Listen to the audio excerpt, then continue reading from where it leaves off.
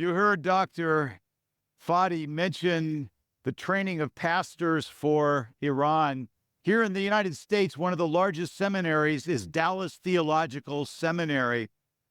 But did you know that Dallas Seminary almost got shut down just after it opened in 1924?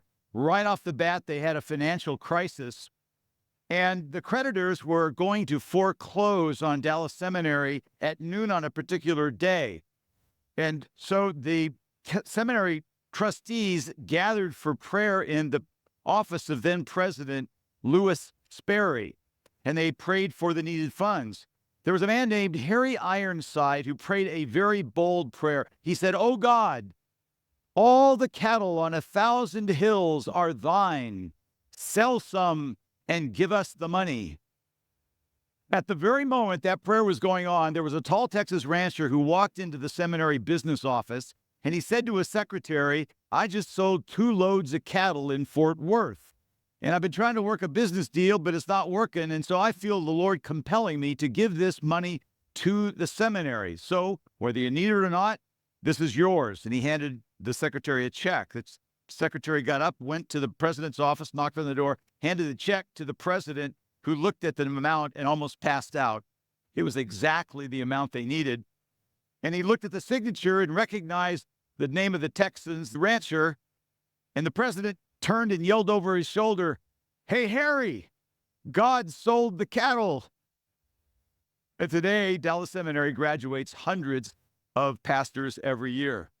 My question to you is this: was God going to shut down that seminary, but then changed his mind because they prayed?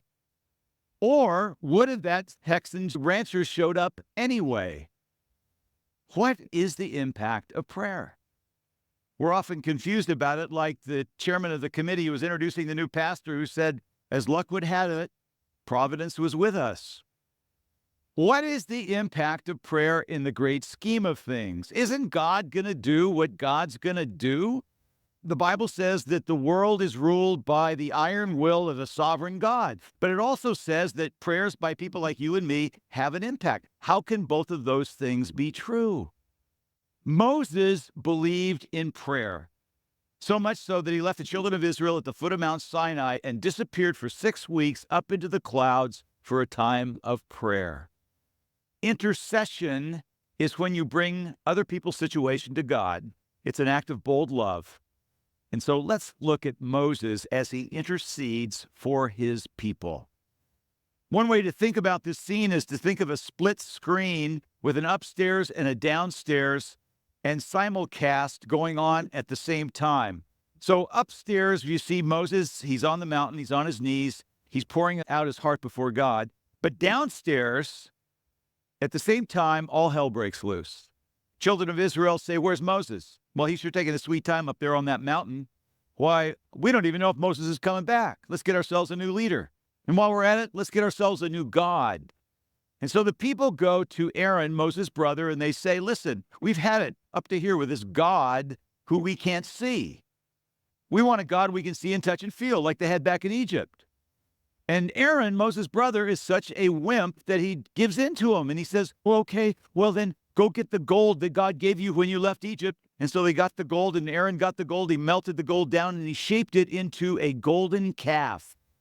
And the people bowed down before the golden calf and said, "This is the God who brought us out of Egypt." Meanwhile, back to the upstairs frame, and God says, "Hey, Moses, let me fill you in on what's happening down in the valley." And God tells Moses, and then God says, "You know what? I've had it with these people. That's it. It's over. I'm going to wipe them all out, just like I did with the days of Noah. I'm going to start over again. And Moses, you are my new Noah." And Moses comes unglued emotionally. He falls on his face. He grabs God by the ankles, as it were, and begs God on behalf of his people. There's a new book out that is written by the Harvard law professor Alan Dershowitz, Alan Dershowitz, and which he says the reason there are so many Jewish lawyers is because Jewish children grow up watching Moses defend his client Israel against the wrath of God. So if you've got any Jewish attorney friends, you might want to say to them, "I know why you became an attorney. One reason is you grew up hearing about Moses defending the children of Israel against God's wrath." Let's step into this amazing scene from Exodus chapter 32, beginning with verse 9. We read, "I have seen these people," the Lord said to Moses, "and they are a stiff-necked people. Now leave me alone so that my anger may burn against them and that I may destroy them. Then I will make you, Moses, into a great nation." But Moses sought the favor of the Lord his God. "Lord," he said, "why should your anger burn against your people, whom you brought out of Egypt with great power and a mighty hand? Why should the Egyptians say, 'It was with evil intent that he brought them out, to kill them in the mountains and to wipe them off the face of the earth?'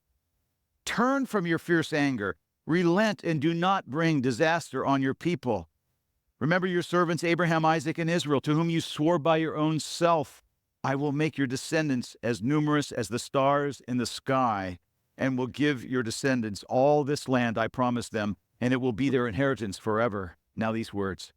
"Then the Lord relented and did not bring on his people the disaster he had threatened." Moses says, "Lord, you can't do this thing. I mean, you've promised Abraham that his descendants would be as many as the stars of the heavens.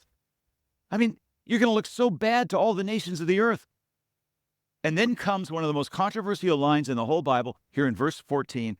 It says, "Then the Lord relented," and some translations even say the Lord repented, and he changed his mind, and he did not bring on his people the disaster he had threatened. And then later in Deuteronomy, Moses looks back and he said, "The Lord listens to me." Well, it is kind of fun to watch theologians squirm when they read this passage and how they work so often, so hard to try to make this verse walk on all fours and do backflips so it doesn't say what it obviously said. And what it obviously says is that God said, "You know what, Moses, you got a point there. I'll spare the people."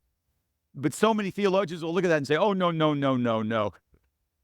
Moses did not sway God. I mean, God would have done what God was going to do anyway." Well, my response to that is go tell that to the prophet Ezekiel.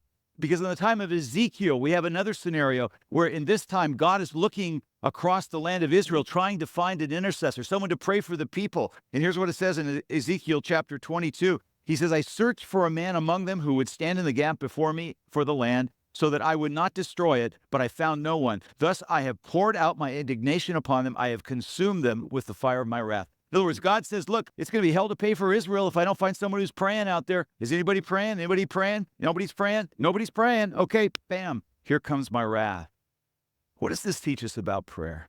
Well, the very first obvious thing it teaches us is that prayer makes stuff happen. There are things that happen because people pray that would not have happened if people had not prayed. In the same way that electricity needs wire to conduct it, God uses a person of prayer to bring his power and goodness and mercy into the world. If you were here last Sunday morning in this worship service, you may remember that we flashed a series of quotations about prayer up on the screen behind me during a beautiful song. You may recall us doing that. And there were quotations, and one was from St. Augustine, another one was from Bonhoeffer, and there was one that was by the Danish philosopher Søren Kierkegaard, and here's what the Kierkegaard quote said. It said, "Prayer does not change God, prayer changes you." And I almost stood up and said, forget that. That's balderdash. That is hogwash. It seems logical to us that if you go to God, the one who gets changed is not God, but us. But we have just seen this passage here in Exodus that is the truth all the way through from one end of the Bible to the other, and that is that prayer is a decisive activity that shapes the outcome of events by swaying the heart of God. Our sovereign God has carved out a zone of human freedom where he lets prayers affect his actions. And so, I love Søren Kierkegaard. He's a lot smarter than I am. But I'll want to quote another equally brilliant person, and that is the French philosopher Blaise Pascal. And here's what Pascal said. By the way, Pascal was the inventor of the first computer. You can look that up in Wikipedia if you want. But here's what Blaise Pascal said. He said, "God instituted prayer to give his creatures the dignity of causality." In other words, prayer isn't just sort of inner self-improvement. Prayer makes stuff happen. God instituted prayer to give his creatures the dignity of causality. That's number one. Number two, God wants you to pray for the people he's given you to love. Moses intercedes, pleads on behalf of his people before God. God has made prayer to be a need at the cellular level for us human beings. In our DNA, there is a need in each of us to pray. Reminds me of one of the most harebrained things I did back in college, and I did a lot of harebrained things in college, but I'll never forget the time when a friend of mine invited me to go flying with him one afternoon. I went to college in Los Angeles, where I grew up. Went to Pomona College, and in the late 60s, they were having the exact opposite problem that they're having in Los Angeles these days. Today it's drought, but back then there was flooding. 1969 was the year of the great floods in Los Angeles. Seemed like there's always a plague hitting LA. Floods, fires, Madonna, something. And my friend said, well, let's have a bird's eye view of all the devastation. And I said, oh, that sounds great. So we went down to the local airport, got in a little Piper Cub and shot down the runway. We lifted off. We were flying through the air for about an hour, looking down on the homes that had been destroyed and the swollen creeks and all the rest. And I said to my friend, well, okay, I've got some classes this afternoon. I better get back. I didn't hear anything, and I looked over. I literally could see my friend's hand was trembling on the controls. These were his exact words. I think I remember how to land this thing. I said, Jim, are you kidding me? You mean you tell me you don't have a pilot's license? He said, no, the plane belongs to Richard, my roommate, but I've watched him do this so often. I know I can do this. I'll tell you instantly, the most important thing became my relationship with Jesus right here on the spot. Oh, my goodness. I said, oh, Lord, I want to be a missionary. Just give me the chance. I'll marry the homely girl my mom's got picked out. Anything. Just get me down off this thing. Well, my point is this. Everybody does that. Hardwired into every human being is to pray in a crisis. And it's not just believers, unbelievers as well. It's literally true. There are no atheists in foxholes. In fact, the great agnostic Mark Twain, you know what he said? He said, when my wife was sick, I prayed and prayed and prayed like a dog. In every culture and time and place, people pray. The pyramids of Egypt were acts of prayer toward the Egyptian gods. That's why I always laugh when people say, we're taking prayer out of schools. Trust me, as long as there are exams, there will be prayer in schools. And as long as parents have children, there will be prayer. Someone has said to have a child is like having your heart walking around outside your chest. Your heart goes to school and gets made fun of. Your heart doesn't make cheerleader. Your heart gets in a car that goes too fast. I can't help but wonder if our unbelieving friends don't secretly send up prayers for their loved ones, because it seems to me to not pray for the people you love most in life is to override a primal instinct down deep in us as humans. I'd go nuts if I couldn't pray for the people that I love. I'm not just a helicopter parent, I'm a helicopter grandparent. I'm a helicopter husband. I'm a helicopter pastor. And what an incredible thing it is to know that when I'm not with the people I love, that God is a powerful person sitter for me. And just think about it. He's omniscient. He knows their innermost thoughts. He's omnipotent. He can arrange the circumstances of their lives in a way that works out for their blessings. He's omnipresent. He's always there on the scene. And the scriptures tell us that he loves them even more than we do. But there's a catch, there's always a catch. And here's the catch. And that is, you have to ask. God has blessings untold that are waiting for you and for the people you love, and they're up there in heaven, and they are gathering dust until you pray them down into the lives of the people you love. I've said this before, but I want to say it again. I feel like I'm gypping my wife every single day that I do not pray for her. I feel like I'm gypping my children and their families every day that I've failed to pray for them, because as her husband, there are certain blessings only I can pray down into the life of my wife, Becky. As the father, there are certain blessings only I can pray down into the lives of my children and my grandchildren. And the same is true of you, of your family, and of your businesses, and every place that you are. God just desires to pour out blessings. How long will they wait before you ask for them? And what is it that you ask for? This is so wonderful. Somebody has said that what's waiting for us to be asked for in prayer is Every good thing in every paragraph of Scripture can be asked for in prayer. And that means the decision-making skills of Solomon, the wisdom of Moses as you navigate the wilderness of the business world out there, the sensuous marriage of Song of Solomon, the joy of David as he dances before the Lord, the competence of the Proverbs 31 mama, sort of like prayer turns the Bible into a Neiman Marcus catalog. And guess what?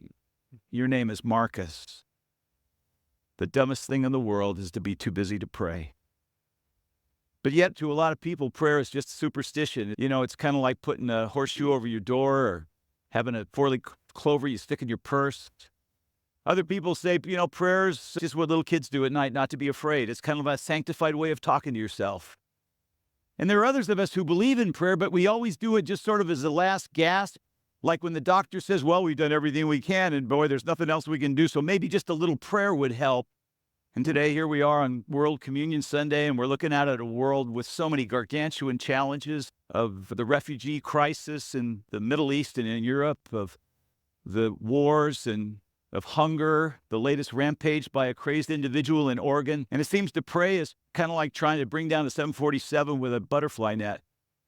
You say, well, why bow your head? Why don't you do something? Well, guess what? What if prayer is the ultimate way of doing something? What if mere human action is just skimming the surface and it's prayer that goes beneath the appearances and it really touches on the thing that really matters? Prayer, as weak as it looks, what it does is it sets in motion the invisible machinery of our universe, what I call the immense invisibles. Let me explain it this way.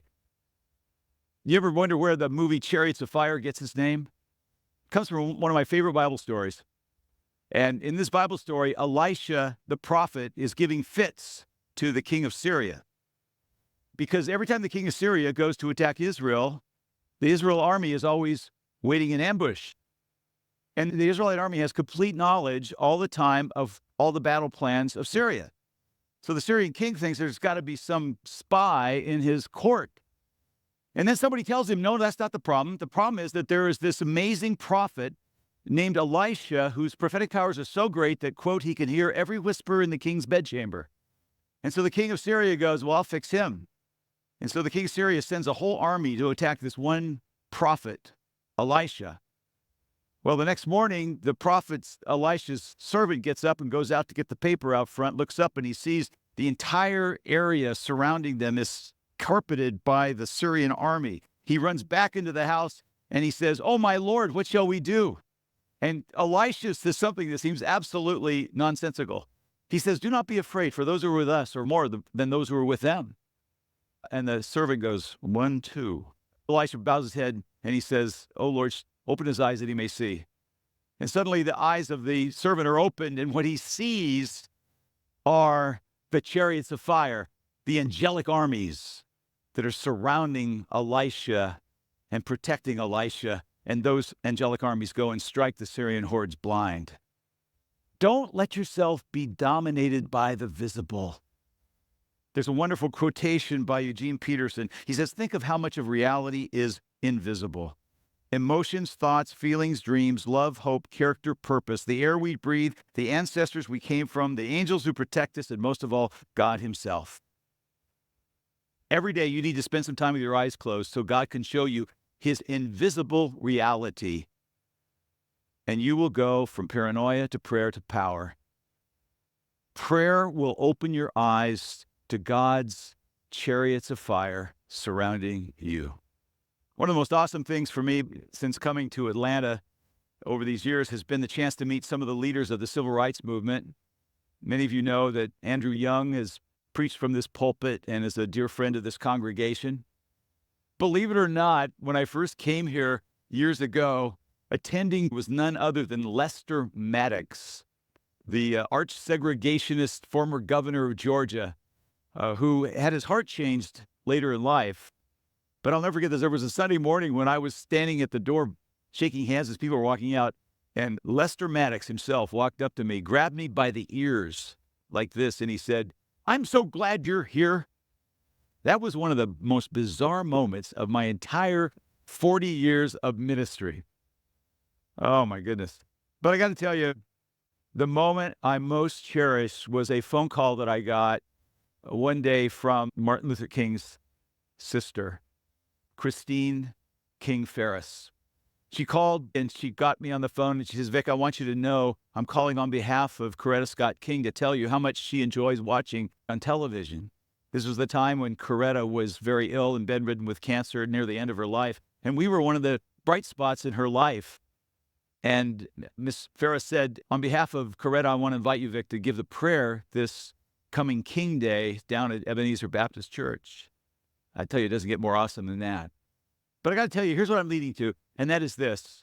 Dr. Martin Luther King was the mover and shaker at the front of the civil rights movement. Coretta Scott King was the prayer on her knees behind the scenes of the civil rights movement. Let me read you a portion of Coretta's autobiography. Throughout our epic freedom struggle as African Americans, our great sustainer of hope has been the power of prayer. We prayed for deliverance in a dozen African languages, chained to the holds of slave ships, on the auction block, in the fields of oppression and under the lash. We prayed when we followed the drinking gourd on the Underground Railroad. We prayed when our families were torn asunder by the slave traders. We prayed when our homes and churches were burned and bombed and when our people were lynched by mobs. So many times it seemed our prayer went unanswered, but we kept the faith that one day our suffering would prove redemptive. And boy, I'll say that it has. Just look around at Atlanta today and how far this city has come since those bad old days. Look around and you see one of the cities of America that is most characterized by racial harmony. Think for a moment about your own friendships with people of other races and the affection that you have with people of other races. And yes, Dr. King went to the mountain, as he said in his speech, but Coretta King went to her mountain of prayer, and she prayed down blessings that today we can look around and see everywhere we look in this great city of Atlanta. Someone has said that prayer is the church's great rusty cannon, and we need to light the fuse. We need to feel that explosion. I'm going to give you 3 things that I think are going to tell you whether you really believe in the power of prayer. It seems to me, if you truly believe in the power of prayer, these 3 things are going to be true. First of all, if you really believe in the power of prayer, you're not going to let a day go by without you praying for the people that you care most about and love in life. And to me, that's at the level of a no-brainer, kind of a duh. In other words, if you believe that prayer is going to affect the circumstances of the people you love most, you're going to every day get up and brush your teeth, and you're going to eat 3 meals, and you're going to put on some clothes, and you're going to pray. And that doesn't mean you just pray for the people you love. You should pray for the poor. You should pray for world peace. But the gut-level gut check for you, it seems to me, the litmus test, if you really believe in the power of prayer, you're not going to let a day go by without praying for the people who are, as someone has called, the we of me, those nearest and dearest to your core in your heart. That's number 1. If you believe in it, you're going to do that. Number 2, if you truly believe in the power of prayer, then every major decision you make will be bathed in prayer. I mean, you don't want to fly blind. And so before you face any decision of any consequence, you're going to set aside a season of prayer to precede the making of that decision. That's just logical if you truly believe in the power of prayer. And then the third thing, if you truly believe the power of prayer, this is another duh, you're going to want to make sure you get prayed for. You're going to ask people to pray for you because you're going to want that in your life. There's a wonderful story out right now in the media about John Boehner, the Speaker of the House, sometimes called the Weeper of the House. He is a wonderful man who cries easily. And CNN was talking about how last week John Boehner grabbed a CNN reporter and brought the CNN reporter over and said, listen, I want you to stand right there. Just stand right there. And then John Boehner put his hands on the shoulders of the CNN reporter like this. And John Boehner said to the CNN reporter, when I met the Holy Father, I met the Pope, he stood me like this, just like I am with you right now, this far away. And the Holy Father put his hands on my shoulders, just like I am with you right now. And then, John Boehner started to weep. And then he said, you know what the Holy Father said to me? The Holy Father said, John, would you pray for me? Now, I hate to say this for John Boehner, but the Pope asked everybody to pray for him. I mean, everywhere he goes, that is the way he greets people. He says in Spanish, reza por mí, pray for me. He says, Whether he's out taking selfies with the tourists out in St. Peter's Square, whether he's meeting heads of state, he says, pray for me, pray for me. And I started thinking, is that why things are going so well for this man? I mean, here's the nearest thing to a religious rock star we've had in our lifetime. His picture is on every magazine that you see these days. He's got millions of people who adore him and cheer for him all around the world. Could it be from all those prayers he's asking for?